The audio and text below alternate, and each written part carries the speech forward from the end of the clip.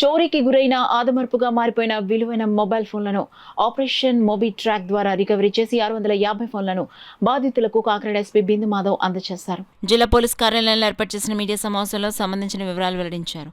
Operation Mobi track ద్వారా జిల్లా పోలీసుల ఆధునిక సాంకేతిక పరిజ్ఞానం, నెట్వర్క్ నిఘా, డేటా విశ్లేషణ పద్ధతిలో ఉపయోగించి భారీగా ఫోన్లు రికవరీ చేశామని, ఇప్పటి వరకు 11 విడతల్లో మొత్తం 6,48,27,000 విలువైన 4,001 ఫోన్లను రికవరీ చేసి బాధితులకు అందించామన్నారు.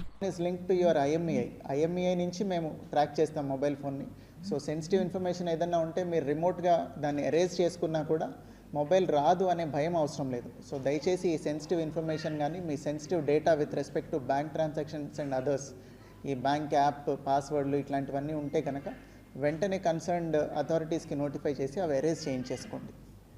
So this is what I want to convey to everyone. అట్లనే second part is with respect to property offence.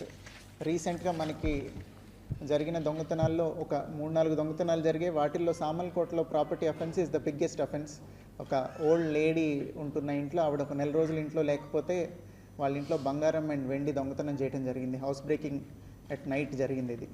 అది చాలా టీమ్స్ ఫామ్ చేసి ఎఫర్ట్స్ పెట్టి సామల్కోట ఇన్స్పెక్టర్ అండ్ అట్లనే CCS ఇన్స్పెక్టర్ అంకబాబు వీళ్ళందరూ చాలా ఎఫర్ట్స్ పెట్టి పూర్తిగా పోయిన ప్రాపర్టీ మొత్తం ఇంటాక్ట్ రికవర్ చేయడం జరిగింది.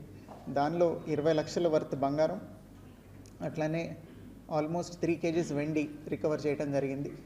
ఏ ఆర్టికల్స్ అయితే పోయాయో అవి 2 దొంగల్ని అరెస్ట్ చేసి గండేటి సాయి అట్లనే పెద్దింటి కిరణ్ కుమార్ అనే 2 నేరస్తుల్ని అరెస్ట్ చేసి ఈ ప్రాపర్టీ రికవర్ చేయడం జరిగింది. ఇందులో ఈ కిరణ్ కుమార్ అనే అతని మీద 2 పాత కేసులు కూడా ఉన్నాయి. ఈ గండేటి సాయి ఫస్ట్ టైం మన రికార్డులోకి వచ్చారు దొంగతనం చేయడం ద్వారా. సో ఇంక నుంచి వీళ్ళిద్దరి మీద కంటిన్యూస్గా వాచ్ పెడతాము. అట్లనే అదర్ అఫెన్సెస్ ఆల్సో ఏవైతే ఉన్నాయో వాటి మీద కూడా ఫోకస్ చేసి remaining offences also will try to detect at the earliest.